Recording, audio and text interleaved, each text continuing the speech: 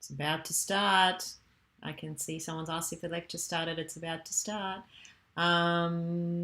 Good morning, everyone. Wait, oh, here we go. I'm here, yes. Good morning, everyone. I hope that you have had a good week and a good weekend. And and you are ready for week 10, the last week of term. I can't believe it. It's been very fast, but also very slow. We were just talking with Tom. Tom is in the chat today, doing the chat. I'm like, what's he doing? He's doing the chats today. So hopefully we can answer all of your questions as well, because we're going to talk a little bit about everything today. And then we're going to also have a really fun time doing some revision. Okay, I can see some questions. Did anyone get full marks for assignment 1? What an odd, I don't actually think so, no. Someone came close, I think. It's very hard to look at all of them because there's so many. I've looked at a few. Okay, and... Full marks in assignment 1. Hey? A few people did. Oh, a few people did get full marks. There you go. Tom's just told me that a few people got full marks. Not many. So think about how many people there are, and not many. Okay, let's get going.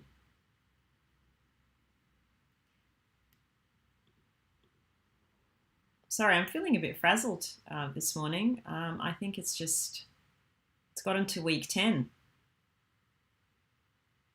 Neil, 0.2 marks away from a distinction. Oh no, how annoying. All right. So last week, what did we do last week? Last week we talked about linked lists. We looked at some abstract data types. We looked at stacks, which was super exciting. People are still questioning why on earth we need a stack. And we've been just racking our brains. We were up till like midnight last night, and we were trying to think of a really simple example of a stack that wasn't complex. So hopefully there is a simple example coming your way in your tutorial this week, so you can kind of see where it's useful to implement and stack. So a bit exciting. And we had a brief look at recursion. I showed you all that beautiful video that made me want to vomit, so I thought I'd share the love as well, make everyone else want to vomit, which just kept recursing through and through, image into image into image. So that's a little bit exciting. And today we are going to talk about the exam. Finally, we're properly dedicating time to talk about the exam. We're going to talk about the format, how you should prepare, any hints and tips, or just one tip. You see, I put it down as not a plural, just one tip. That's all you'll get from me, one tip on how to prepare for this exam. And I can see that my face is also blocking what I've written there, so let me move my face. There we go. Face has been moved. Okay. Sienna, will stacks be on the exam in a coding sense or just more theoretically? Probably more theoretically. It's not a big focus. You can implement something with a stack if you so wish. That doesn't mean that you can't do it with other things as well. And Neil's not too confident with assignment 2. Hopefully we can get you through to get some help as well with assignment 2. There are a lot more marks available, so don't worry, there's still a lot of marks going before the exam. And we're also starting our revision today. We're based on the poll that we've run. Thank you all for voting. We're going to do strings and chars today, pointers tomorrow, linked lists tomorrow. Okay. Now, assignment 2, extra help.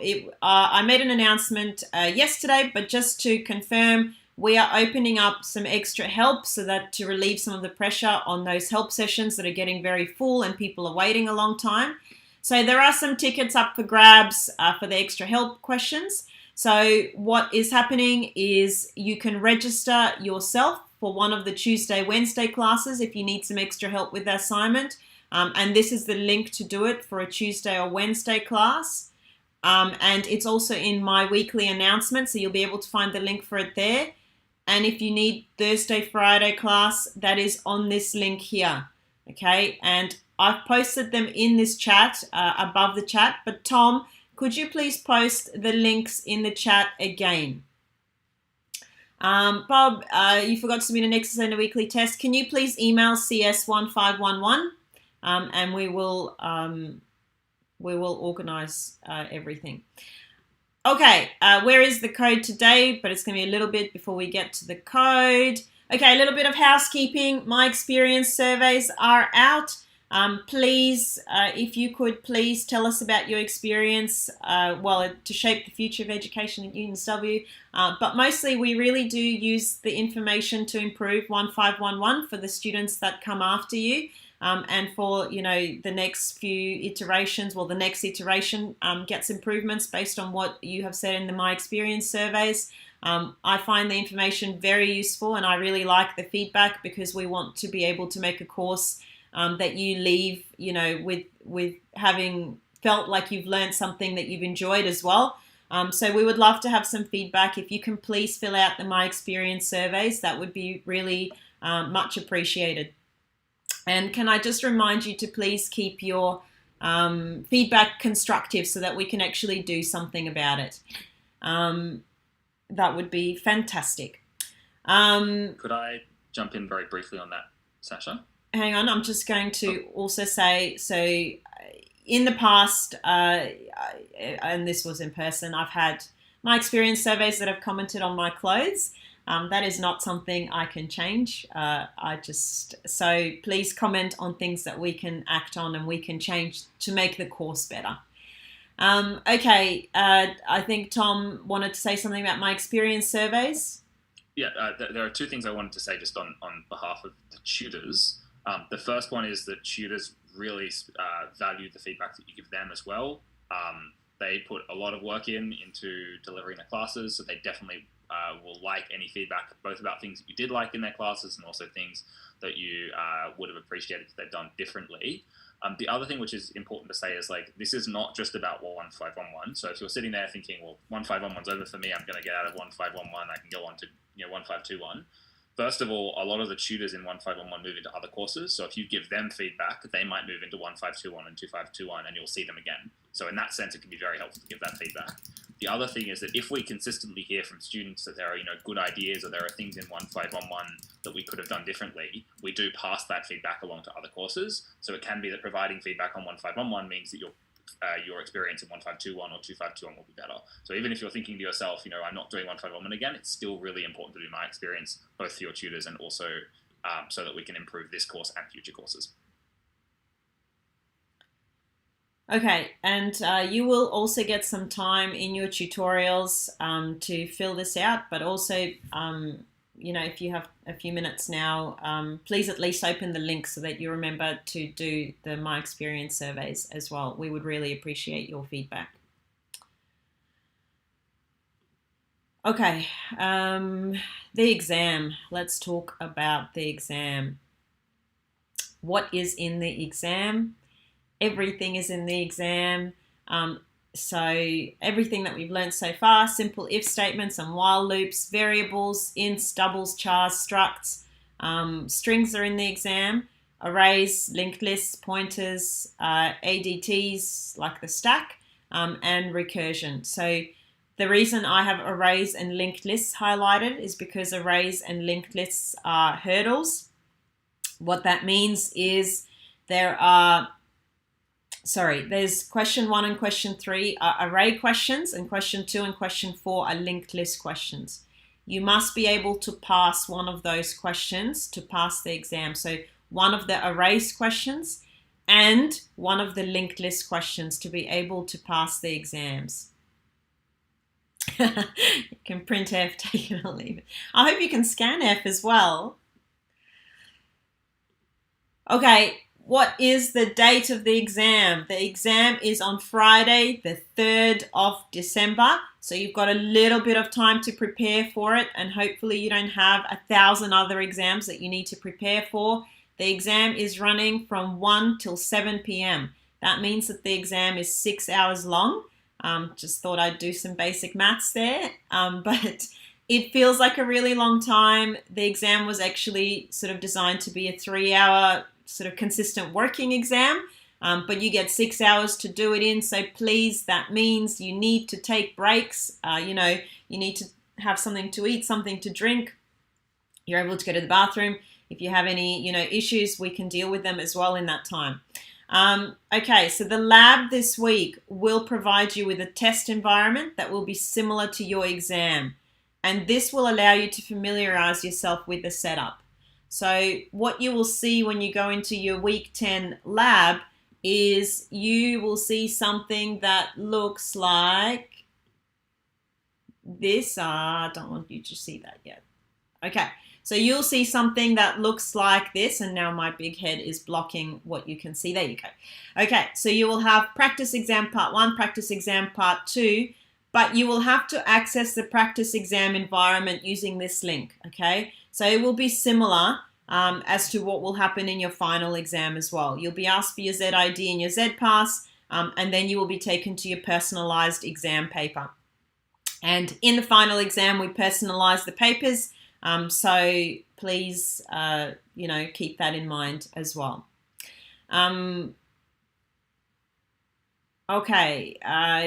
In your exam, the give is the same as in your labs and weekly tests, okay? So you should be used to that. Auto tests are run in the same way as they are in your labs and in your assignments, again. So you are going to have access to all of that. Again, you can submit as many times as you want, only the last submission will be marked, okay? So submit as often as you want. Also, don't keep it to last minute to submit every exercise under the sun. Submit as you go, okay? Because, we don't want in the last, at 7 p.m. at 6:55, we don't want 700 people trying to submit everything under the sun because it's going to slow down the system. So please submit as you go so that, you also have all those backups there as well. And we will be contacting you via your UNSW email before and during the exam if we need to. What we do is we also run everything through to make sure that you're submitting as well. So we will let you know if there's files that you haven't submitted towards the end of the exam and ask you to submit them. So make sure your UNSW email is available to you because that's how we will be communicating. If we find any issues in the exam, we will communicate via UNSW email as well. So please make sure it's open and it is available to you. Now, what I've also done is I have put together an exam instructions. This is like the front page of the exam, okay? So this is all the instructions in one place. It also has all the commands that you will be using. So if you feel like it, you can read that before the exam and familiarize yourself with what's going on. You can use VS Code and SSH in the exam, or you can use VLab in the exam. It doesn't matter what you're using, but I would recommend having, kind of both, having the backup just in case something is not working. But as long as you have access to give to auto tests, it doesn't matter what you use. Okay, so back to these lecture slides. Okay, so that's the important date stuff. Okay, array hurdle. So I'll say it again. There's an array hurdle, which is question 1 or question 3. And there's a linked list hurdle, which is question 2 or question 4. You must earn a mark of 50% or more in at least one array hurdle question and at least one linked list hurdle question. That means that you must be able to pass at least one of question 1 or question 3 and one of question 2 or question 4. And that's what the hurdle is for this exam. Okay, exam conditions. This exam is open book. But I mean, you'll be hard pressed to open your book.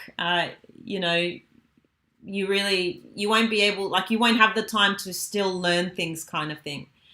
So exam conditions still apply. That means you cannot communicate with anyone about the exam within 24 hours of the exam start time. That is considered plagiarism.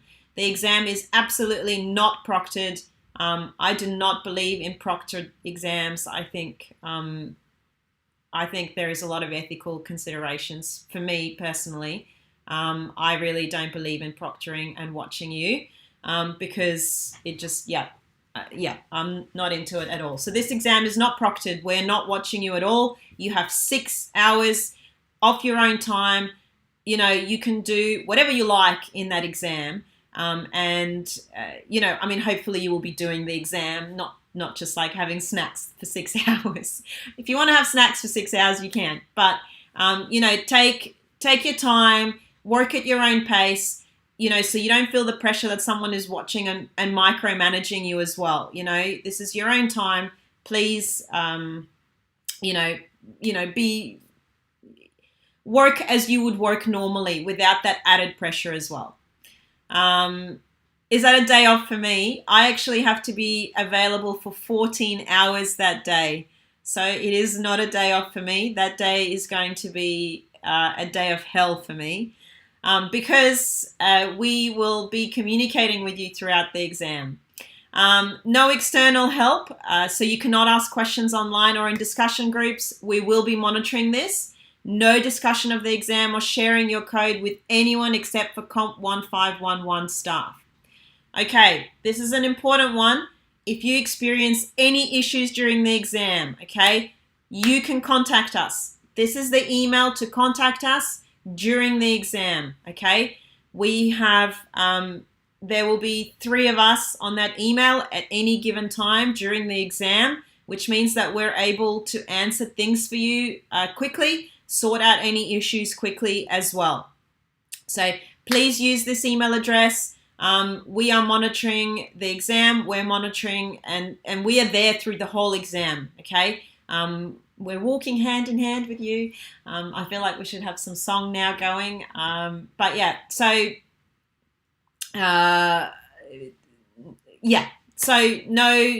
no posting during the exam, no posting after the exam, because some students have extra time on the exam, so you cannot talk about the exam for 24 hours, okay, from the start time of the exam. You can access lecture notes. Yep, absolutely. You can access lecture notes. You'd also be able to see the code that we've done in the lectures as well. Okay, the exam, you will receive an email on your UNISW email address a few days before the exam, and that email will contain a link to the exam website. If you try and follow that link before the start time of the exam, there will be nothing there. So the email will just have the address that you need to get to the exam. Again, we personalize the papers, so your paper will become available at 1 p.m. on the 3rd of December. So when that exam starts, that's when your paper will become available. The command needed to fetch your exam, so you will use a similar command in your practice exam. To get you used to the process, it's going to be 1511 fetch exam. What this command does is it copies all the starter files to your directory, so that you are able to work on it at your own pace and have access to all the starter files as well. All of this, again, is detailed in the paper as well. We're not just leaving you hanging and you have to remember all these details. Absolutely not. All of this will be in the exam as well, but I want you to be familiar with what is happening in the exam and what you will see in the exam. So all these commands will be given to you. If you haven't gotten the email, no, you don't have to copy. No, absolutely. So, yeah.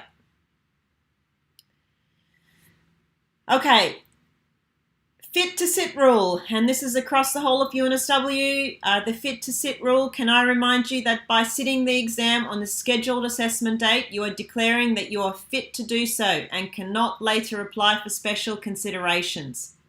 If during an online exam you feel unwell to the point that you cannot continue with the exam, please take the following steps. Stop working on the exam and take note of the time. You must contact us immediately via email using that cs1511.exam email. Please immediately submit a special consideration application saying that you felt ill during that exam and were unable to continue. and then you must provide a medical certificate dated within 24 hours of the exam, along with screenshots of the conversation you have had with us to the Special Considerations Unit. Okay, and if you want more information about the Fit to Sit policy, I've attached the link here. So if you're sitting this exam, it means that you have declared that you're fit to do so, and you are, so you can't apply for special consideration later. Now, if you are sick and you cannot attend the exam, you've applied for special consideration and you're granted special consideration based on that Fit to Sit policy, a supplementary exam will be held on the 10th, between the 10th and 14th of January. We don't know the exact date yet. But if you will need to sit that exam, you need to make sure that you're available to sit the supplementary exam. And again, the link to the Fit to Sit policy. Today we're revising strings, and then tomorrow we're revising pointers and linked lists, plus a few things, in the middle of using those items as well. Okay, format of the exam. The exam is going to have 20 short answer questions that are worth 1 mark each. Okay, they require you to understand what pieces of code are doing, interpreting the code, interpreting some diagrams maybe, and there are some examples in the week 10 practice test as well, a few of those short answer questions to give you a feel for what they look like.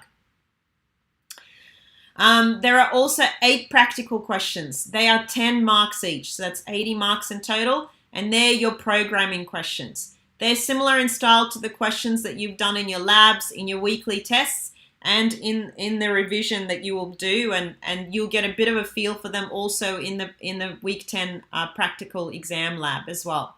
So these are also rated to give you an idea of how difficult each question is. They're rated in exactly the same way as we rate the labs. So 1 dot, 2 dot, or 3 dot exercises.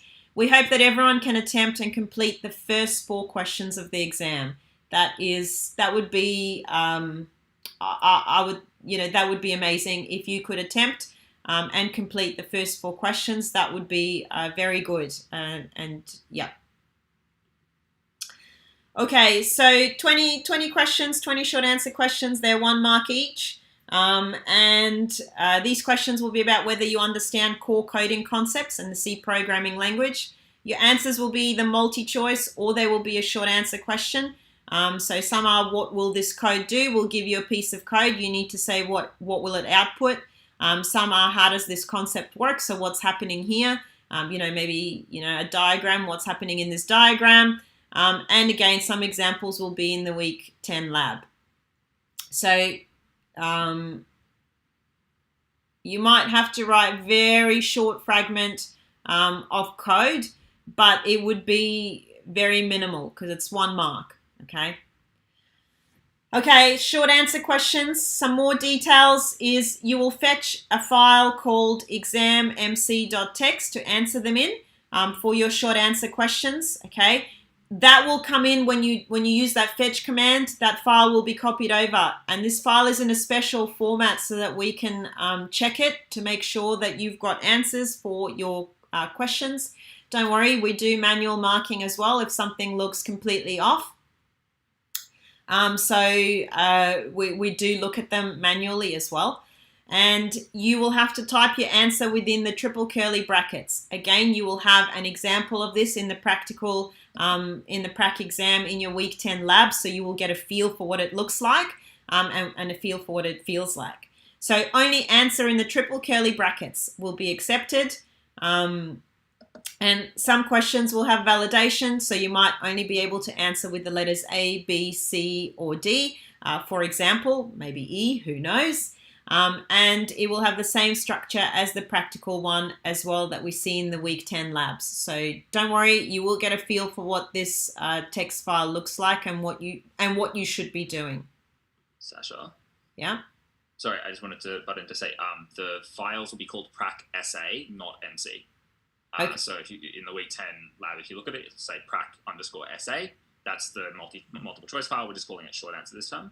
The other thing as well is that those auto tests on the short answer questions won't tell you if the answer's right. They'll just tell you if it's in the correct format. So if you answered F to a question where the only possible answers were A through D, it would say it was wrong. but it might be that you answer A when the correct answer is C. It'll still say you've given a valid answer. So it's checking the format of what you've done as opposed to the correctness of your answer. It's not like the auto tests that we run in the labs where you can get a feel for whether you've got the right code.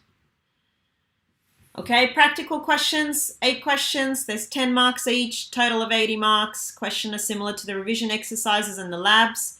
Again, we've got the stages of difficulty from basic to extreme challenge, and they will be marked in the same rating system as your labs. Some will have some starter code to go with them, and when you run the fetch command, it will fetch that starter code for you, so you will actually, you'll see which ones come with starter code. Each question will need to be written, compiled, and tested. You will have access to auto tests, but remember that auto tests, passing auto tests does not guarantee full marks, and as you go further down the line of the questions, the auto tests are not as comprehensive as they are for the first few questions. So you will need to do your own testing as well. Otherwise you're not, you might miss some boundary cases in particular. Lisa, will there be multi-files in the exam? No, there will not be multi-files in the exam. There might be a short answer question about it. Yeah, there might be a short answer question about it, but you will not have to code in a multi-file structure. Will you have reference solutions to check against? No, you will not, but you will have sample output, just like in the labs, that you can use to check whether or not you've got the right output, and then you can run the auto test to make sure that you've got the right output. There is no specific style marking, so that we're not marking you for style, okay?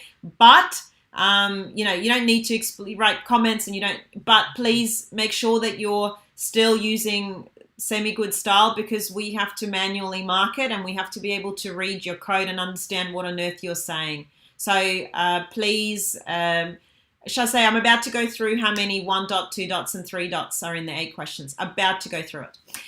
So please, still keep to nice style. You don't have to be pedantic about everything, but we have to be able to read your code, especially if we have to manually mark parts of it. Okay, so when you fetch your exam in the beginning, it will also copy over any starter files you may need for practical questions. Please read all the questions before starting. Start with the easier questions. I'd start with question 1, get a little boost of confidence, hopefully, and continue. Prepare for each question, so feel free to take a couple of minutes out to sit down and think of how you're going to solve it. Map it out on a piece of paper, draw a diagram if you're going to, because especially when you approach the linked list questions, if you draw a diagram, it'll be much easier to approach the code as well. So debugging and testing is important. Use your labs and weekly tests to practice. If you answer less questions but more completely, that's better than more questions partially answered. So if you answer the first four questions, and do them completely correct, that's better than trying every single one and getting 1 or 2 marks for each one. Okay.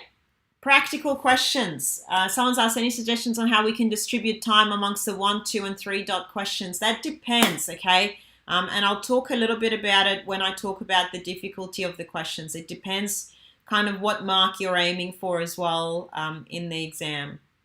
So questions 1 and 2 are 1 dot questions. They're they're similar to the practical test questions 1 or 2 that you'll see in the week 10 lab. Question 1 is an array hurdle question. Question 2 is a linked list hurdle question. These questions test your ability to create simple C programs. Use variables such as int, double, or char. Use structs as, it's there. Use of array, int, double, struct in question 1. Yeah. Use scanf and printf. So whoever said that they can printf, question 1 and 2 are for you. Use if statements and while loops. Use of simple structs. Use of arrays of ints, doubles, or structs in question 1 potentially. Use of linked list of ints or doubles. No insertion or removal of nodes in question 2. So, and I'll give you a few examples of what that will look like. Okay, so for example, question 1 could be something that gets you to loop through an array of structs and gather some kind of information. And for example, given an array of structs where each struct is a direction with a char for direction and an int number, you have to print out the total of the number of steps taken in a specific direction. So for example, if the direction is L, find all the structs with direction as L and add the numbers in those structs up. And you would edit one function to be able to do that. So you wouldn't modify the main, you would just have the function that would actually do the logic for you. And I do actually have some of these also for us to work through some of these questions to give you a better idea of what's going on. Then, for example, question 2, perform some sort of computation on a linked list. So given a linked list, print the difference between the largest value of the list and the smallest value of the list. And again, you'd have to edit the function int range or whatever the function is called. And you'll be given an example output as well, and you'll just have to output, what is going on. So for question 2, linked list, you wouldn't have to insert or delete anything. You would just be traversing the linked list and doing something with that linked list. So the way you should focus on the first 4 questions and try and answer them completely, okay? And then you can start going on to the next questions to distribute your time in that way. Okay, practical questions 3 and 4 are 2 dot questions. They're similar to practical test question 4 in the week 10 lab. Question 3 is an array hurdle. Question 4 is a linked list hurdle. So if you have answered question 1 and question 2, this means that you've already passed the hurdles of the exam. So then question 3 and question 4 is just for marks as opposed to a hurdle as well. So you must pass either question 1 or question 3, and you must pass either question 2 or question 4. So these are harder applications of the hurdles. You'll need to know everything from question 1 and question 2, in addition to looping through more than once maybe, some insertion or removal of nodes in question 4 potentially, and testing more difficult conditions, keeping track of more than one thing, okay? So we will do some examples tomorrow of the linked list stuff, which will hopefully give you also a better idea of what's happening. Okay, questions 5 and 6 are 3 dot questions. They will likely use strings for question 5, possibly fgets, fputs, command line arguments for question 5, and we will practice some of those today. Then in question 6, you might have to manipulate linked lists, adding and removing items or, what have you, in a harder application of that. You will potentially use malloc and free with structs and pointers. You might use an abstract data type in question 6, but obviously there's other ways to solve things. You don't need to use an abstract data type. You can start solving it otherwise as well. And again, it's more complex combinations, some questions requiring interesting problem solving. Questions 7 and 8, a bit of a combination of the skull and the 3 dot exercises. What I mean for that, obviously they still have marks attached to them, but they're quite difficult questions, okay? For those aiming for a HD mark, for those that have done the challenges throughout the term, they will probably attempt these questions. These questions are everything that's been taught in the course throughout this whole term. So think of my skull is missing. So think of the skull exercises and even some of the hard ones. It will test your ability to break a problem down into parts and then kind of try and solve it as well. This week's lab has a past question 8, so you can see the difficulty level. That question is quite hard, I think. But so question 8 historically is quite difficult, but we have had people attempt it and be able to do a large portion of it. And partial completion of this question will award some marks as well. But I wouldn't focus on this question if you haven't completed the first 4 questions. So please really focus on the first bit of the exam, work through the 1 and the 2 dot questions. If you feel confident with how you've completed them, then you can, go on and, attempt all the rest of the questions and try and get the marks for them. Is the lab going to take, is it going to take 3 hours of consistent working? Which lab? Sorry, Lisa, which lab do you mean? Okay, what should you study? Everything. I feel so bad. I just keep saying everything. You should study everything. Basics are pretty important. So please know how to use your arrays. Please know how to use your linked lists. Go back and do the weekly revision tests. If you haven't already done so, go back and look at the labs, when you have, go back and use the labs as well, do them again, see how much you remember, and so on and so forth. So the revision exercises on the course webpage are also very useful, and this section will be added to the website this week. Variables, structs, if, looping, functions, arrays, linked lists, all very important to understand. You will need to have some understanding of strings, pointers, memory allocation to be able to work successfully with character arrays and linked lists. And when you're stretching yourself, so the stretch goals is abstract data types and multi-file projects or recursion understanding. So, don't worry if you're not quite across those. They will, don't worry, okay? The most important things, arrays, linked lists, and those basics, which will really help you in questions 1 to 4 in particular. Okay, marking. Most of the marking is automated.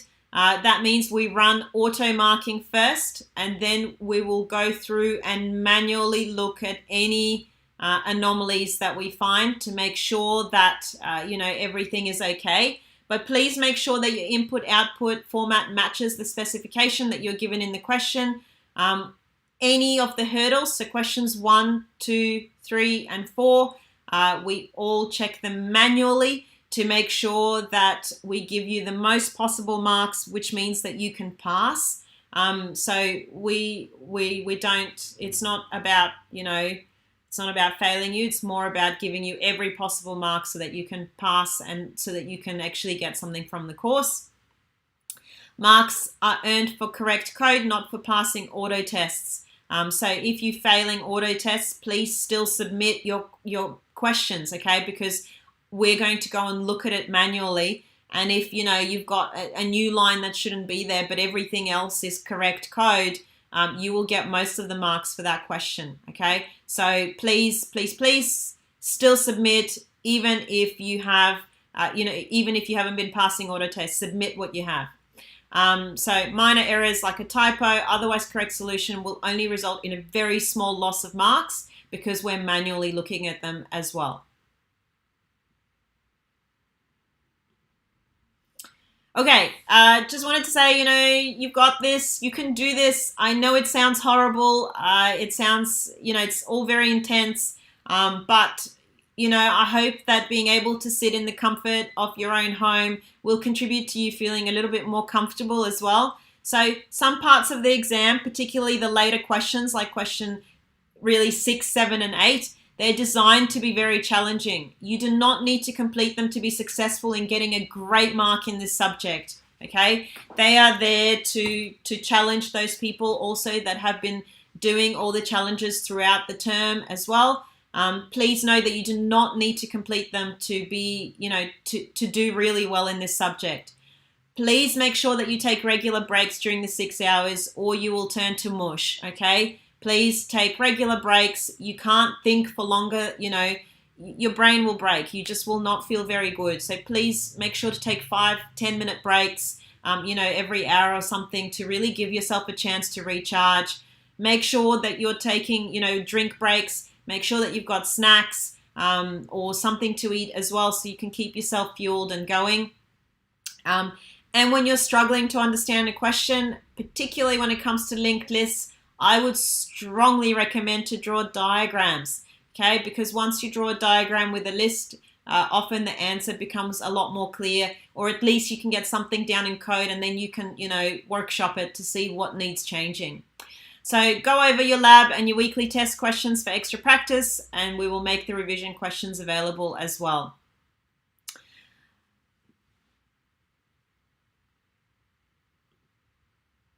Oh, what's happening? I'm taking a break early. All right, well, there we go. We're going to take a little break early before we head into the revision. How amazing. We're all going Yeah, pump yourself up on coffee. Why not? Okay, well, I thought what I'd do is instead of having a puzzle, I thought we could chat a little bit to relieve some of that stress and anxiety you might be feeling about the exam now.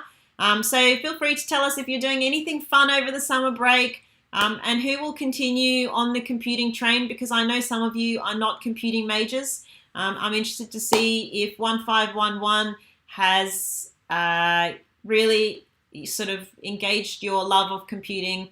Please let us know. And if you have any questions, just pop them in the chat. We'll have a 5-minute break, maybe 6-minute break, and then we will come back and do some revision.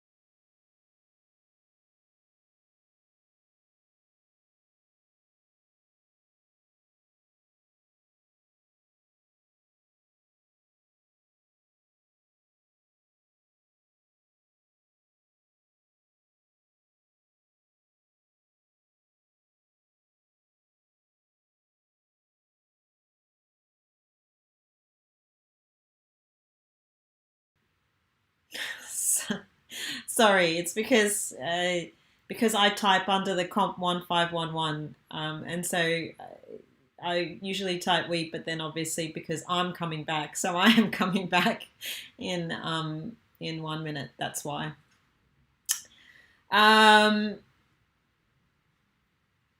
Yeah, Gordon, that's a very good point. So, I mean, the studying for this exam is very practical in nature in that you've done the assignments and they give you a huge amount of understanding hopefully, and then you've done the labs. So I feel like the best way to learn programming is by doing programming, by learning, by learning how to draw out the problem, draw a diagram, and then code it out. So it's really important, to approach this exam calmly, and just as you do a lab, just sit down, make sure you've had a lot of practice beforehand. So in terms of this exam, you don't really need to, memorize pages and pages and pages of things and theory and all the rest of it. It's more about getting that practical practice, because the practice really gives you a good understanding of what's happening behind the scenes as well.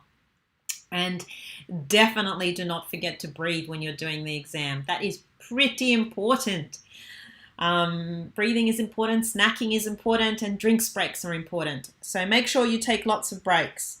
And, just, I would like to say try and enjoy it, but that is a bizarre thing to say about an exam. So maybe I will not say that, but do try and enjoy it. One trick that I used to use is after the end of every question, I'd go to the toilet. And it wasn't because I actually wanted to go to the bathroom. It was just because it forces you to get up and go for a walk, maybe grab a drink of water. It's really useful for, you've done a question, now move your focus away so you're not just getting so tunnel visioned in the exam. Yeah, I'd probably just get snacks. Big on snacks. Healthy snacks, hopefully. Yeah, let's go with that. Final exam, would the final exam mark be scaled? Or if we get 60 out of 100 in the final exam, we will just get 60 out of 100. So we do not scale the final exam. Yeah. It's worth noting, in theory, yeah, I think we could, but we haven't in the last 3 years that I've been in 1511. We've never had to scale, as far as I know. Yeah. It will spread itself, and you get what, yeah. Is it more difficult than the assignment? No, I don't think it is. That would be horrible to give you an assignment to do in that space of time. No, the questions are standalone questions where you're writing one function that does something. So I think it's not as difficult as the assignment. Someone's scrolling through TikTok. I love it. Although don't get sucked into TikTok when it's been an hour and you're like, oh no, I'm still doing an exam. Push-ups, great idea. And then when you run out of time, it's frustrating. Yep, absolutely. Okay, let's continue, shall we?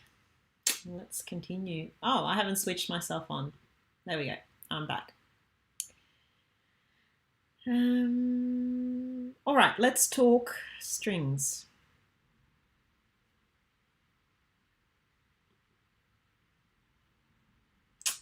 Let's do some strings, some string revision. Okay, so let's talk about strings. Okay, sorry, I'm just modifying a window on here so that I am able to, there we go. Okay, so let's do some basic string revision because there's time for that. If there's time, maybe Tom can talk a little bit at the end, but also we can start, I don't know, the next revision if we have time. Someone's asked, how's the chess question not more difficult than the assignment? I promise you it's not. The question is much harder to, well, it is a really difficult question, but question 7 and 8 is it's a challenge. It's meant to be super challenging, super difficult question. It's also worth noting that there's a reason that we don't set that question anymore. While that question is reflective of the sort of question that we'd set, one of the issues with that question is that there's a particular technique where knowing that technique can make things easier. Yeah. So we wouldn't really give that sort of question. Now it's a lot more about problem solving where there won't be just a technique or something. You'll be able to understand the context of the questions that are given now. I think that's really important because once you add in an unknown context, then your problem becomes a lot harder because then you're trying to understand what the problem is asking, and it makes it too hard to think about how to actually solve it because you're still trying to understand the context. So we have some very understandable contexts going in this exam, and I hope that it will be reflected in people feeling good after the exam and feeling comfortable with how they've performed in the exam as well. Okay, we're about to do a few things with strings. We're about to play with strings, so let's do it. So we'll do some basic stuff first. So strings in C are arrays of char that end in a null terminating character, which is this lovely 0 here. \0. I didn't mean to go to the next page. That's what happens when I overclick. Okay, the standard library, which has a lot of useful string functions, is string.h. You've been using some of these in your assignment and in your labs. So things like comparing strings, finding the length of a string, all of that is inside this string.h. We will practice using a few of those. You can read a string from terminal by using the fgets function, and we will practice using that as well, just to give you a little bit of a revision from that. Okay, let me switch over to the code. Okay, so let's say I've got my basic revision and I'm going to play around with the string hello because, well, why not?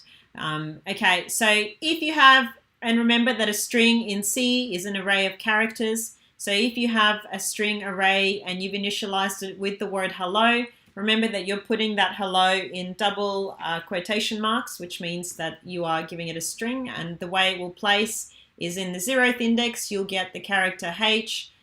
In the first, you'll get the character E. The second index, you'll get the character L, and so on and so forth, terminating with one extra character added to that array of chars, and it's going to be the null terminating character. So when you see that null terminating character, that means that that is an array, that array of char is actually a string. Neil, yes, the code is available. So you should be able to access it in the week 10 directory. Okay, so that is the pretty important stuff in the string. So let's say we've got a string. So I've got my normal library. I've defined max as 100 so that I can have a maximum size to my array. Int main void. Okay, I'm going to use fgets to give you a little bit of a reminder how to use it. So let's say I have a string array that I've declared. It is of type char and it has, the size of it. So I've given it a size as well so that when the compiler runs, it knows how big an array to create, how much space to reserve. Okay, printf, enter a word. So I'm going to take something in from terminal, and then I'm going to get whatever was put into the terminal by using the fgets command. So I'm going to use the fgets command. I'm going to place whatever I am fgetting into this string array that I've created up here. I'm going to give it the maximum size of that array, and I'm telling it where to get something from. So in this case, I'm getting it from standard input, which means it's coming in from terminal. In this course, we're not taking anything in from anywhere else. So this third component, when you're using fgets, is always going to be standard in for you in 1511. So let's say we've entered the word hello, and let's see if we can print out the first character. So to print out the first character, I'm going to use the array, and I'm going to ask it to do the 0th index of the array. So if I am to... I just came out of my directory, didn't mean to. So let's compile it.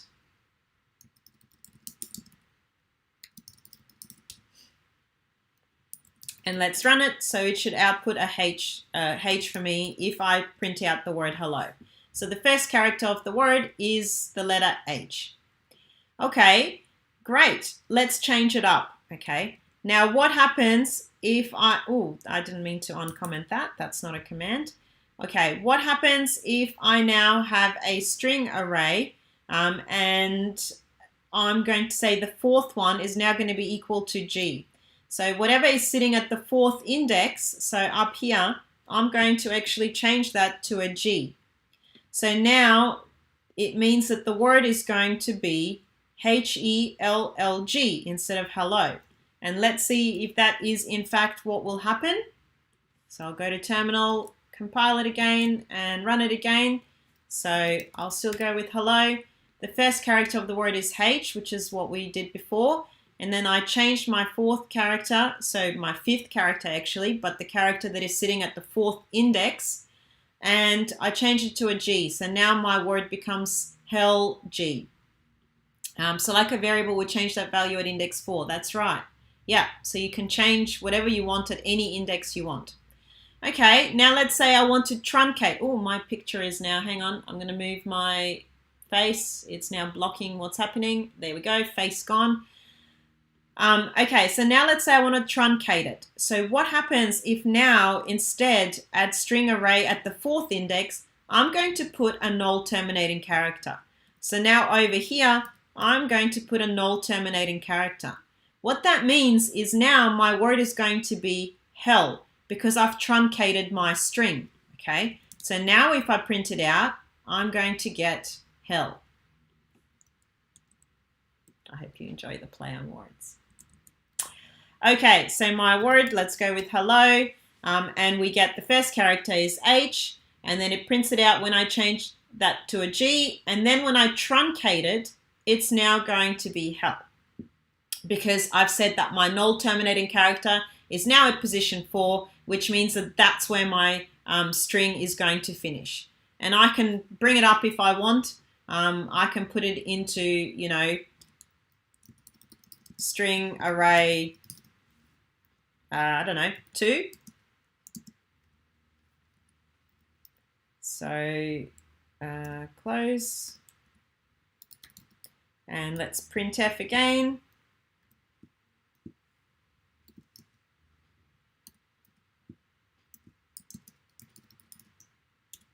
And remember that I can use the %s specifier to print out a string. So now if I terminate at 2, then over here at index 2, I'm going to get a null terminating character, which means what do you reckon I will print out now? If I print out that string, what's the string going to be now if I've truncated it at index 2? What do you reckon?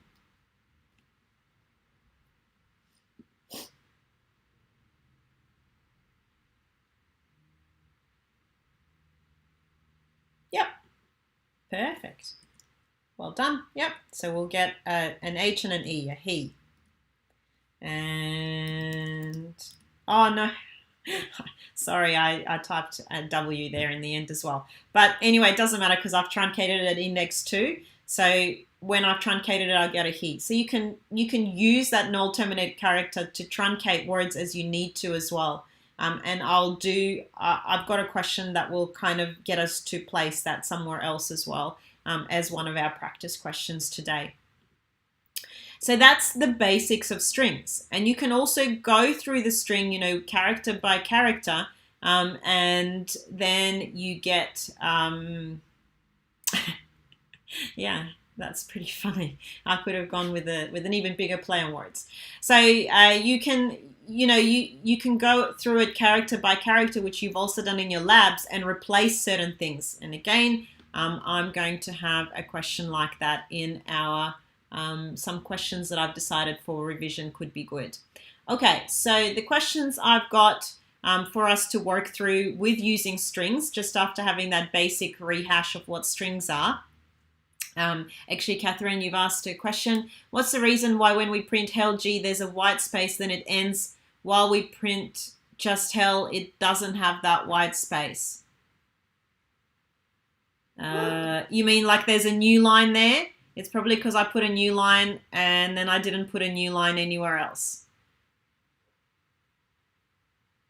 So where here I've got a new G, and then I've got a new line here.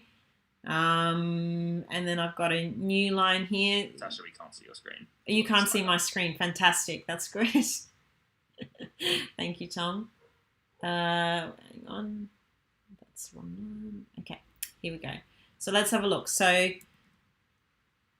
oh God, I think it might be the F gets. Hang on. I've just pressed something, and now it's like wanting to kill my OB. Okay, here we go. Okay, let's have a look. So where are the, let me move this out to make it smaller so that, no, not that.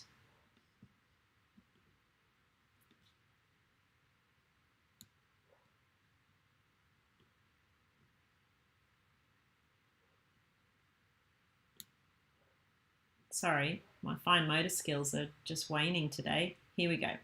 Okay, so what have we got? We've got enter a word, and I've entered the words hello with a W, which is just very annoying. I'm sorry. And then that was our F gets. It got the string, and then it printed out the first character of the word is H. And then I said, okay, I'm going to make it a G. So then it printed out a G with a new line, and then I truncated it. I see what you're saying, and then why on earth is it doing this new line here? Is that what you're saying, Catherine?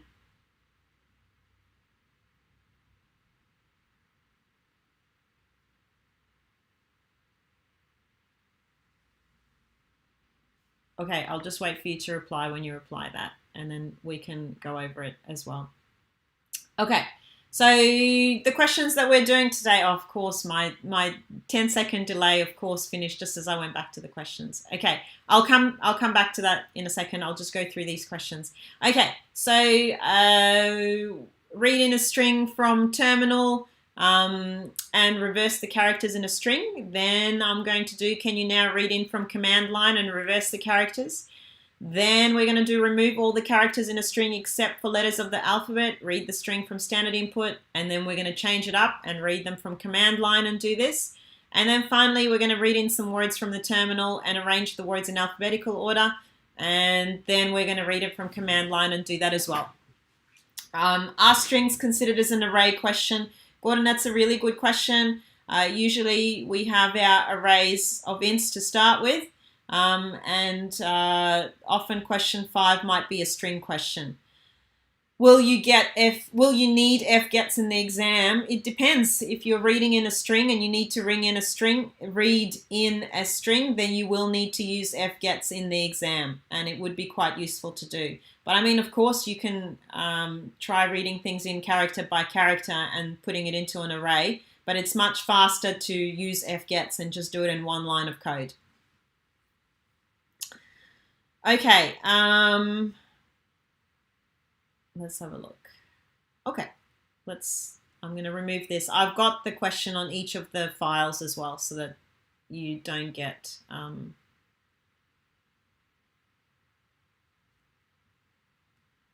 you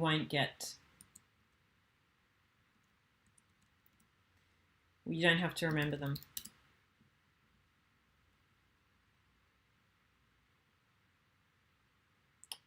Post solutions for Lab 9. Tom, have we posted those yet?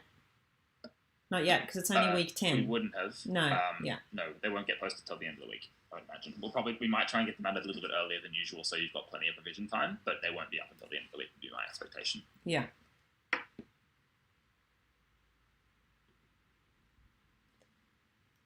Okay. Oh, I was going to go over why that space is there. I'm struggling. Okay. I will go over, once we start doing, I'll go over why that space is there. I'm still trying to think why that space is there. Which one is first? So read the space. Yeah. That's from fgets. Oh, it's from fgets, but it's a few things down. Yeah, so because fgets scans into string array. Fgets, if you've included enter at the end of your string, fgets will stand in the _n and then the /0. Yeah. And so printf string array prints out HELLG \n, yeah. And then it also prints out the \n that we've told it to do on line 31. But then when we truncate it on line 34, we've cut off the G or whatever, but we've also cut off that backslash New N. line, yeah. Yeah. I forgot about the new line, yeah, because I did press enter, which means it's new line. So what actually happened is it would have taken in a new line as well at the end of that word.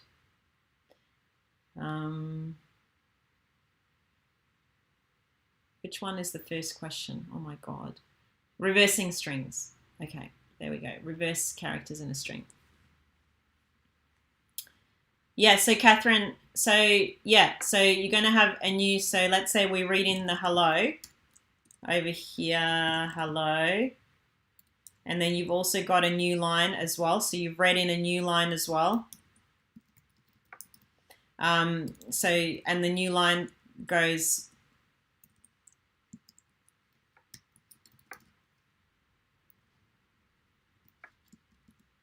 because remember new line is actually a character. So then when I read in the word, the first character is H, that's all fine. And then when I print out the string, it will print this out with the new line. And then when I start truncating it, because I truncated the first one at 4th, so I'll move the truncation over here. And when I move the truncation, it means that I no longer have these two things over here. So that means that I lose the new line by doing that. And that's a way to get rid of the new line as well. And then when I truncate it further at here, it just means I have nothing else below it as well. Okay, back to reverse string.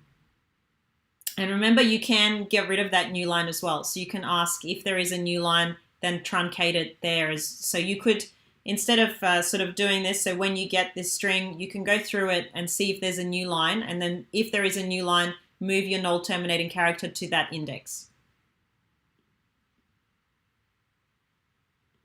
Okay, can you now, first off, read in a string from terminal and reverse the characters in the string.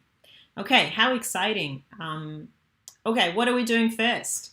Let's have an array. We'll call it line, and we'll give it a size, max, and I hash define the size because it's not changing.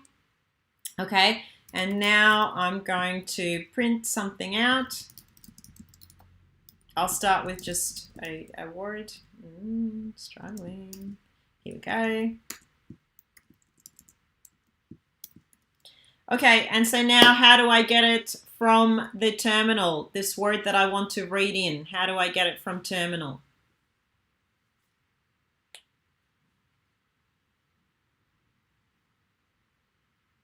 What command can I use?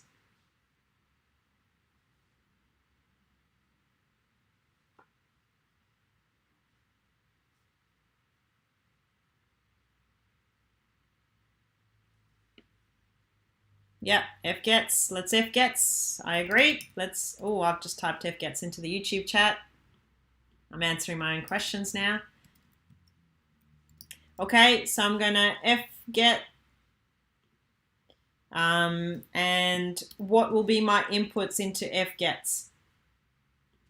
So how should we use, there's going to be 3 things in here. What will they be?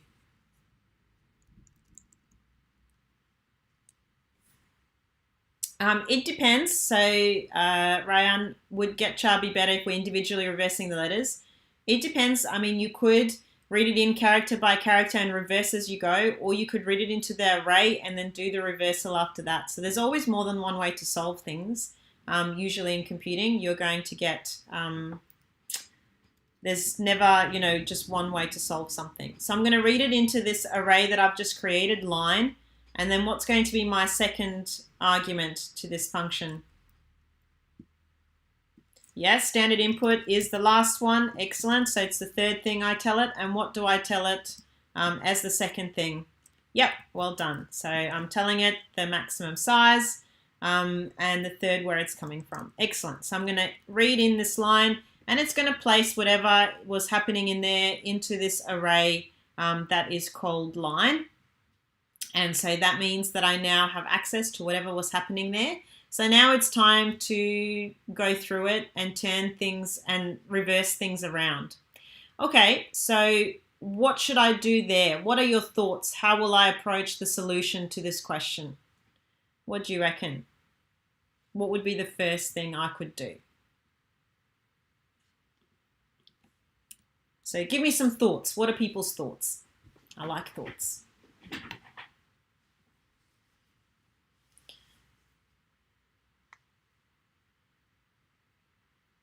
Okay, Sienna, length. I think was that to the last question, because we should get the length of that word that we just ran in, or of that. Yeah, well done. Find the length and then count backwards through the string. Yeah, that sounds very good. Excellent. Okay, let's have a look. Okay, so we've got our size. And for my size, I'm going to use the string length function. So notice that I've included string.h at the top because I've used the str length. And what that will do is it will count the number of characters. It will count up how big my string is, not including the null terminating character. So string length does not include the null terminating character when it counts. Okay, so string length, and I want to measure the size of that line. Okay, excellent. Now I think I'm going to have, well, why not? Just to make it more obvious what's happening, I'm going to have another array which is going to hold what I am reversing. So I'm going to declare another array which is going to be called reverse string of type char, and I'm going to place the characters in reverse in there. Okay, use a while loop. Yeah, I love it. Definitely a while loop sounds great. Let's do it. So, okay, I'm going to have an int I is equal to 0, just for fun. Start the index. And you know what else? I'm going to just press a few enters here so that you can see what's going on. It's not right at the bottom of the screen. Okay, so let's do this while loop. What will be the condition of my while loop as I'm combing through the array? What will be the condition of my while loop? And what else should I consider?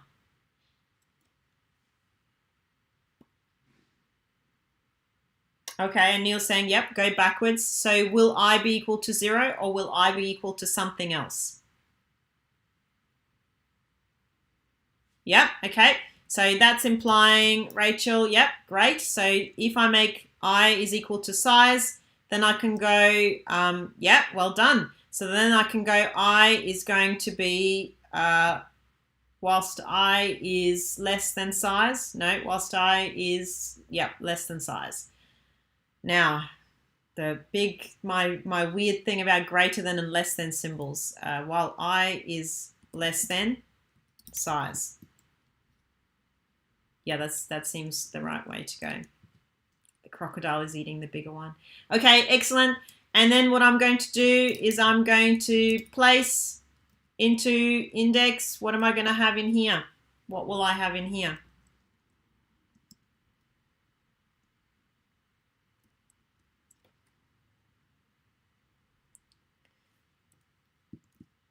Yep, greater than 0. Yep. Whilst I is greater than 0 or equal to 0. Yep. Stupid greater than equal to symbols. They will kill me one day. So what will I have? So, okay, so we're saying I'm going to have an I in here. That means my reverse string at I, so my reverse string at the end, because I is right now equal to size. So it will be equal to whatever, however many characters there are.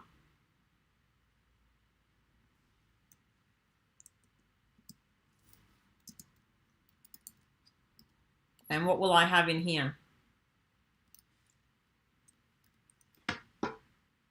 So how will I do that? What do you reckon?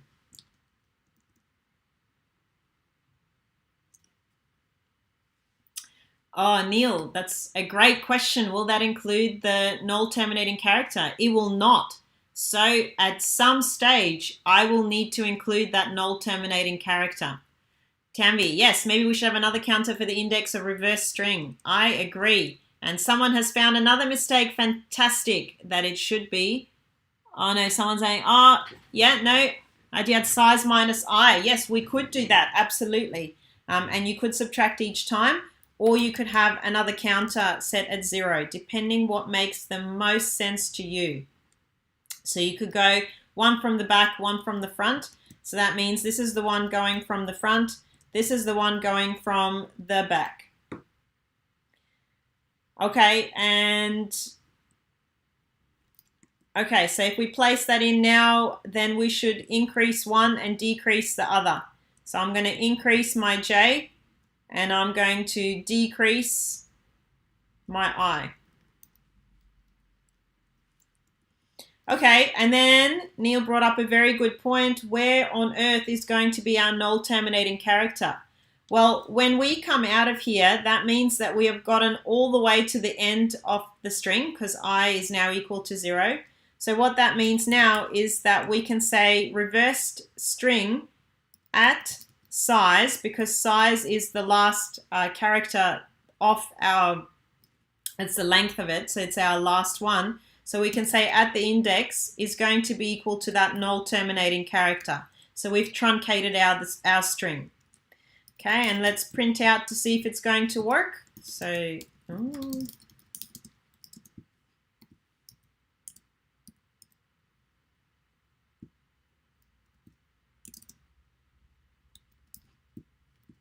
and then let's print out the reverse.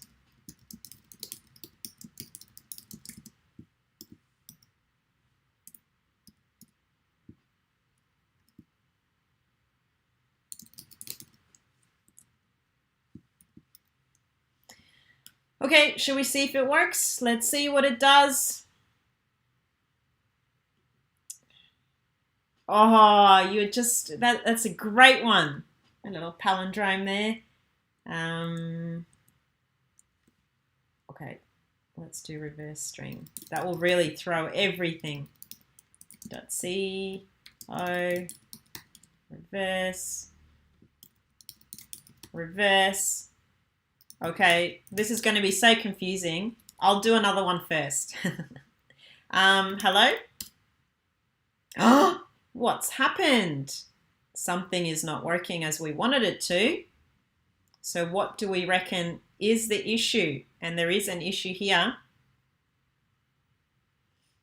There's one small issue in the code. What do we reckon it is?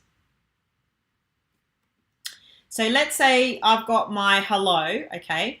So what that means is if I've read in the word hello, okay, then this size here is going to be equal to 1, 2, 3, 4, 5. Okay, so it's going to be equal to 5.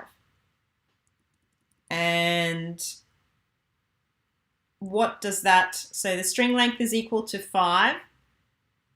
And what does that, yes, well done. So I should be size minus 1 because what have I got in my word? So size is equal to 5, which means that I'll have line 0 is H, line 1 is E, line, skipping words now, 2 is equal to L, line 3 or 43, oh my god, is equal to L. And line 4 is going to be equal to O. And what will line 5 be equal to? It's equal to the terminating character. So that means what we're doing is we're terminating right at the very beginning, which we definitely do not want to do, which is why we want to be able to have size minus 1, because that gets us to the index 4. Which means that we're able to, oh, not even 0 here, it should be an O. So that means that we're actually at the back of the word, okay? So let's try it again.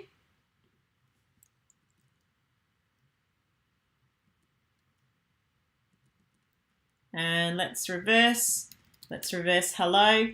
And now we get a reversal over here. Okay, and also like weird new lines everywhere because of that fget situation. So then if we have, because you want to just throw the whole thing off, race car, amazing. The reverse string is race car, so you can feel like, is it doing anything? Is it not doing anything? I love it. Well done. Okay, how is that for everyone? Is everyone happy with that? What happens if we then had to read them from our command lines? So what happens if we have to read in from the command line and reverse the characters? Theo, why is it on a new line? It's because I pressed enter. So when IF gets here, it read this in plus an enter. So it would have read an enter, a new line as well. So in here, it would have read a new line as well. So then it's spitting out that new line as well.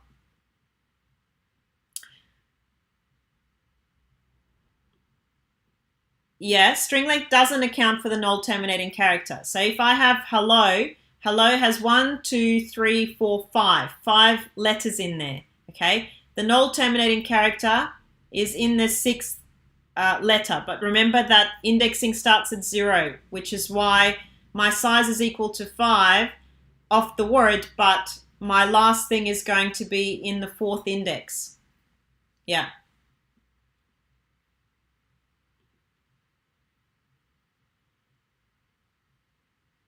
So did that make sense? String length does not count the enter. It shouldn't count the enter. Tom, does string length count the enter? Yes, it does. Oh, it does. There you go. Oh, that's even more throwing us off. Okay. So yeah, that's quite annoying. So we could get rid of that enter as well if we wanted to with an if statement in there. It's worth noting that when we're thinking about questions that we're doing for the exam, we try not to be weirdly confusing with it. Yeah.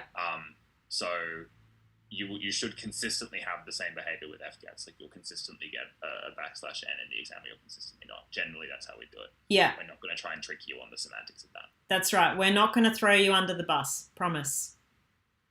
Pinky promise. Double promise. Triple promise. Absolutely, no one's throwing you under the bus. Okay, let's read it in from the command line now. Okay, so if you remember when we're reading in from the command line, that becomes int argc. Oh, not a full stop. I think my spelling has gotten progressively worse throughout this term. Chasta argv. Okay, so basically what we have is int argc is what counts the number of arguments on the command line, and chasta argv is the array that holds all the different arguments that we have on the command line, and they're separated by spaces. So that means that what you get is each word goes into, so argv1, argv0 actually, because indexing starts at 0, is usually the name of the program. Then argv1 is the first term on the argument line after the program name, and so on and so forth. So now instead of doing all of this, we're going to enter the term on the command line.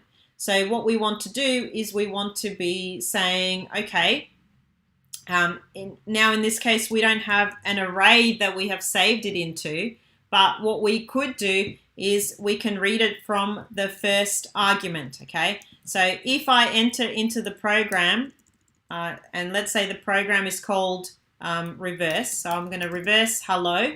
What that means is that in this program, my argc is equal to 2 because there's 2 things here, and my argv at 0 is going to be my program name, and my argv at 1 is going to be equal to hello. Hello. So that means that if I get the size now, what I'm doing is I'm getting the size of that word hello by asking it to check the first argument. And sorry, Neil, you asked me if we put a value in argv value, does that mean it's a maximum length argument? No. So argv will, if I have a whole bunch, so remember that argv is actually a 2-dimensional array, okay? So what that means is argv is hello, but by the same token, I can say, okay, argv1, 0, and that's going to be the first letter. So that's going to be my H, and then so on and so forth. So what argv, the first word, the first letter is going to be an E, and so on and so forth. So unfortunately, it doesn't take in the maximum array size because it's reading them off the command line. So yeah. Okay, so we've got that. So I've got still my reverse string, and this one I have given a maximum size to. And now I'm not going to have those. So again, everything else is the same except for over here, instead of using the line array that I was using before, what I'm going to do is I'm going to use this two-dimensional array property. So I'm at the first index and I'm going to go to the first character of that array. So what this does is it accesses the first word on the command line argument after that, after the program name, and then I'm accessing it at index 0 because j is equal to 0. Okay, and then here I'm going to print out my argv1 instead of doing that line. Okay, let's see what happens now if we compile it. Okay, compiles all right, and then let's do it with the word hello. And the string is hello, the reverse string is hello. Oh, that's unfortunate. The reverse string is hello as well, so that's not right. So something is wrong in the code. So we can have a look. Oh, okay, I can see already what's wrong in the code because I've got J over here and J over here, which is just ridiculous. So this should be from the back I'm reading. So this should be I. There we go. Yeah, should be I. The J should be I. Yeah. Okay, let's compile again and I'll run it again, and much better. Now it's giving me a reverse of the string. Can I do the same thing when your command line argument has two words in it? Hello world. Okay, so in this case, you can absolutely do that. But in this case, what I've done is I've specifically said for the first word, and I'm only doing it for one word. If I wanted to do it for more things, then I would have to double loop, because I would have to do it for the first word and then I would do it for the second word. So I would keep track of this one, then change it to the second word and start again. So that's basically doing it off the command line and then doing it like that. Okay, how are we going for time? We're still going okay. I'm taking longer than I thought, but that's okay. Hopefully you are still remembering things. It's bringing things back for you. So let's do remove the characters as well. So remove all characters in a string except for letters of the alphabet. Read the string from standard input, and then we'll do it from the command line as well to give you extra practice. Okay, I've prepared to do it from the command line here. I'm going to do it first from standard input. Okay, so again, I'm going to have an array and I'm going to give it a maximum size, max, and then I'm going to ask to enter a string. And then I'm going to use my lovely fgets to read that string in from the standard input. So I'm going to have as the first argument is the array that I'm storing it into. Second argument is the maximum size. And then third argument where I'm reading it from, so the standard input. Okay, now I want to loop through my array. And what I want to be doing is I want to be checking whether or not a character is an alphabetical character. If it's not an alphabetical character, then I want to get rid of it. Okay, so that is going to have a little bit of movement in that particular question. So what does that mean? What does that look like? Has anyone drawn a diagram for this type of question? Let's have a look what it will look like. So let's say I'm going to enter in a string, and I'm going to enter in, no, you know what, I'm going to put a okay, let's say I put in HE9LLO, and that means that I want the output to be hello without the 9.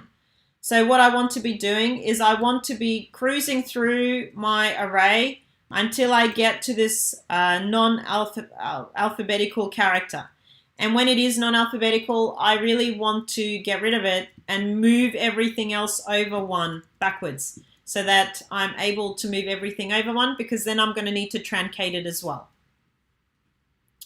Okay, so how are we going to go about solving this? What do you reckon? What do you reckon I will do here? how will I go about cruising through my line array? So to search for characters that are perhaps not alphabetical.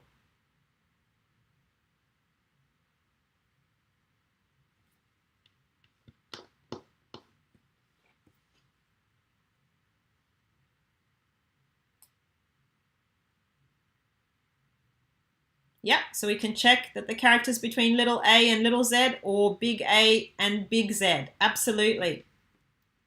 That's a good way to check.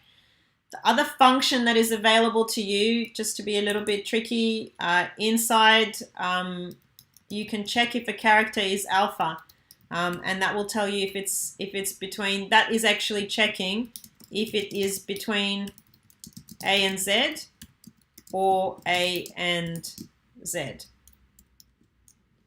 Yeah, so we could use this alpha for it, and we can. So let's say we've got an index, we'll start it at 0, and then we can loop through it to check what's going on. So how will we loop through it? How do we know when our string is going to come to a conclusion? How do we know when that string is done?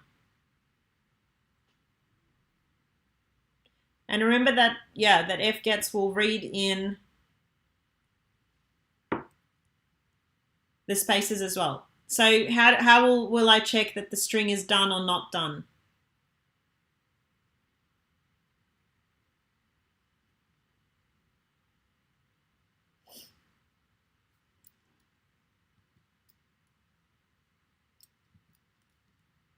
Yeah, that's right. So whilst my line at index I is not equal to a null terminating character, which is how I know that I've come to the end of a string, I'm going to check every character. Okay, and I might have to do some other things in here. So let's just get the bare bones. And you see how I'm not worried that every line of my code is correct to start with. I'm getting the bare bones of my solution out. I'm going to run it to see what it does. And then I might add things in based on what's happening. I might draw it out again to make sure that I have understanding of what is actually going on. Okay, what I want to do is, if the character is not an alphabetical character, that's when I'll want to do something. So I'm going to check if it's not by using the exclamation mark at the front. So if it's not alpha at that line I, then I'm going to need to do something. So then I need to get rid of it here. So get rid of it and shift everything back by 1 index. Okay, and then what will I do? So here I'll just increment here as well because I'm inside a loop. Okay, so what do we reckon? What do we reckon? How will I do the shifting? How will I do the movement? How will I do the shifting? So if I get to a non-alphanumeric character, then how will I shift everything up?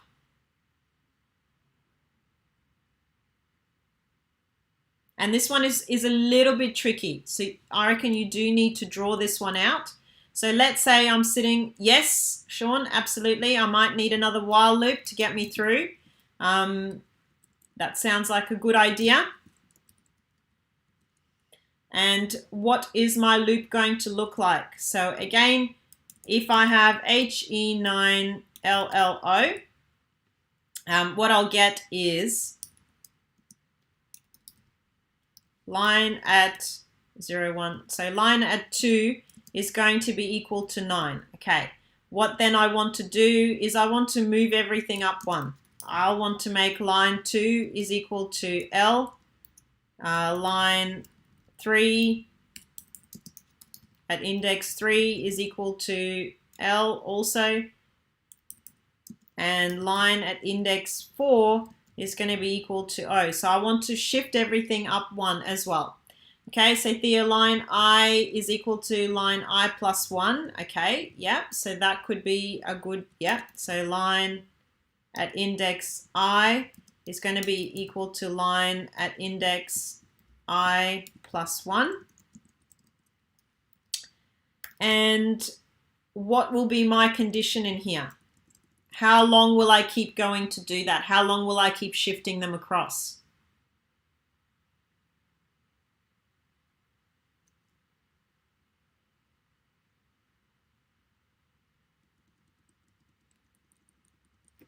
What do we reckon?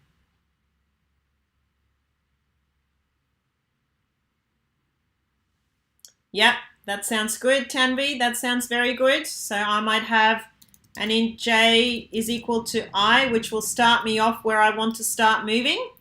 Okay, well done. And then I'm going to check if it's not, so now because I'm going to start moving, so I'll just go with the j's now.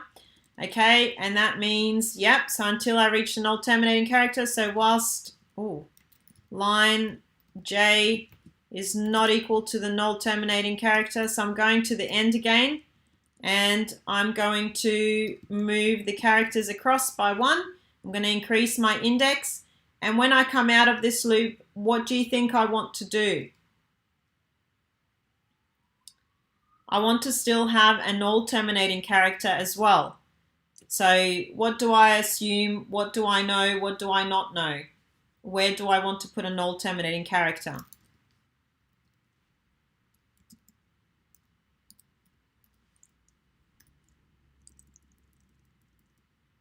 The I is incrementing over here in your first while loop.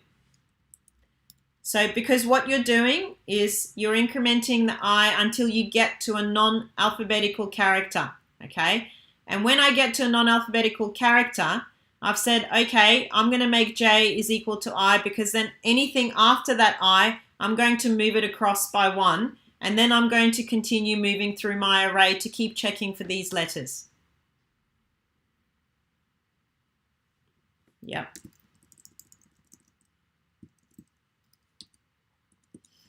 Okay.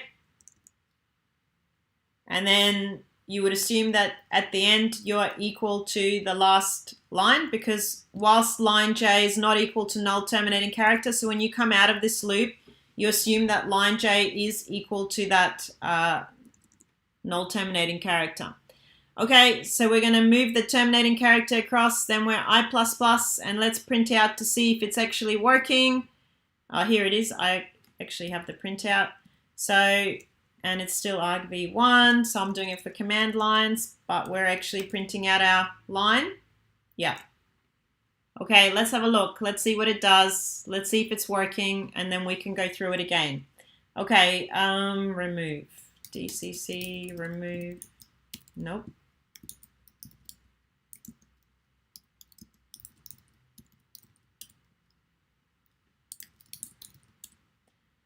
Okay. Okay, so it's removed that okay. Let's see if it will remove.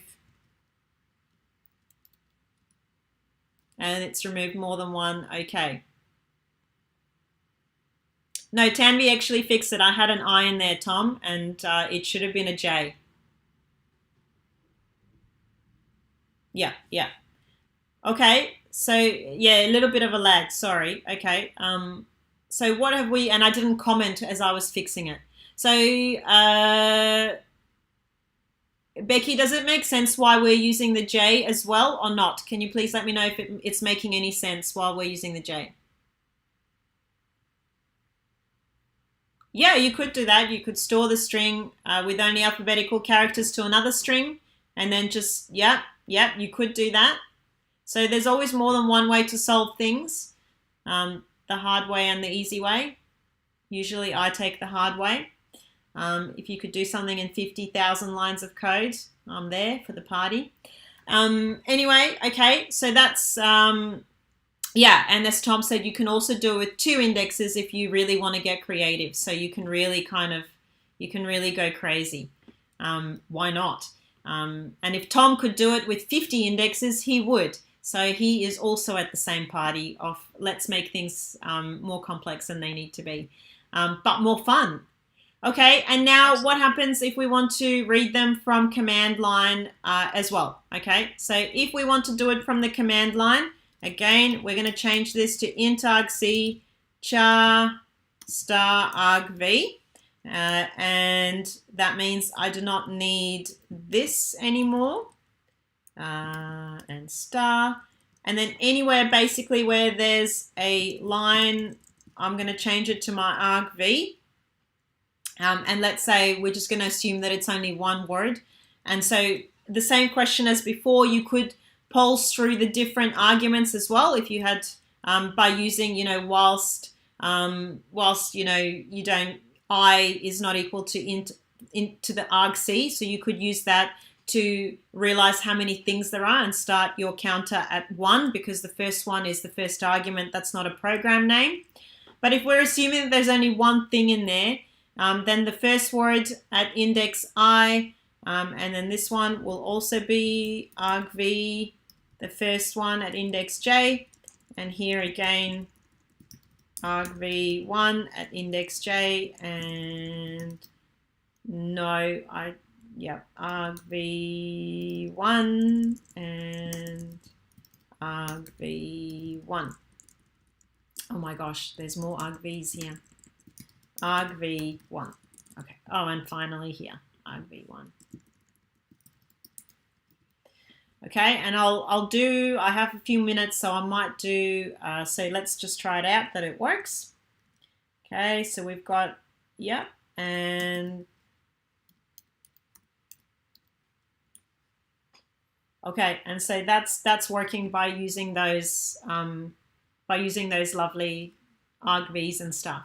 And so what I was saying before, if you had a few words on that command line argument, you can pulse through the words, because remember that inside argc is how many arguments there are on that line.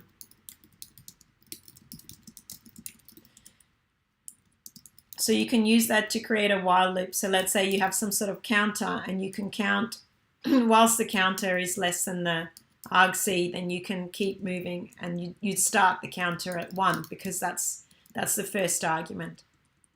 And that means you could loop through more than one word in there as well. Okay,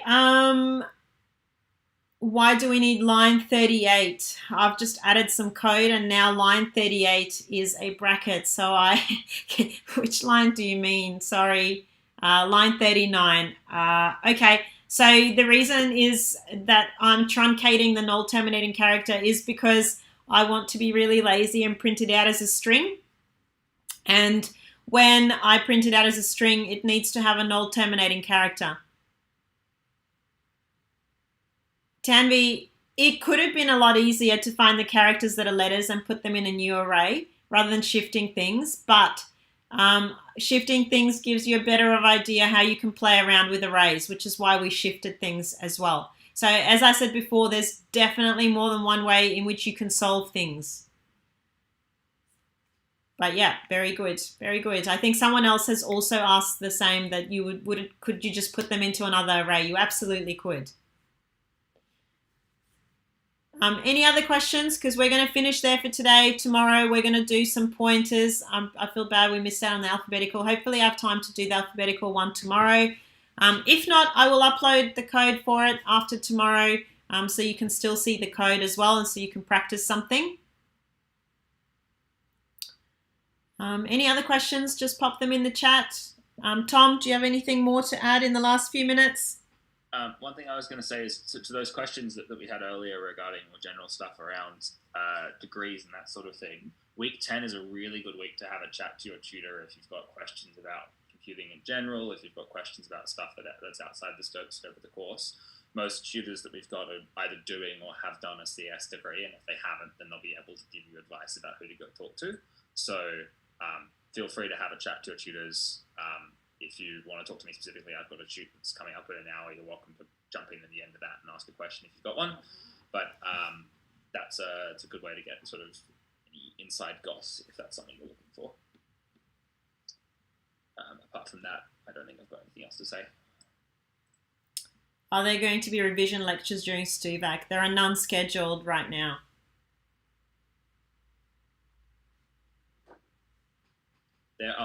One thing that is very much worth noting on that though, we ran some last term that were kind of like tutorials. They are on if you look at the UNSW COMP1511 YouTube page, there are 4 revision sessions. Those revision sessions are still pretty much applicable to 1511 this term. So if you have a look at them, there's one on arrays, one on strings, one on linked lists and another one on more difficult linked list stuff like inserting and deleting. A lot of the stuff there is still very, very relevant. So if you're looking for revision stuff, that might be a good place to go. Yeah. And of course the revision, there are shorter videos as well that we've put out this term. You can go back and watch those. We'll also have some revision content that we will publish near the end of this week. That's just sort of by topic. Here are some extra questions on strings. Here are some extra questions on linked lists. That's another good thing. Yeah. And we will be manning the forums during that StuVac period. So, feel free to ask questions. We will be answering them in the forums as well.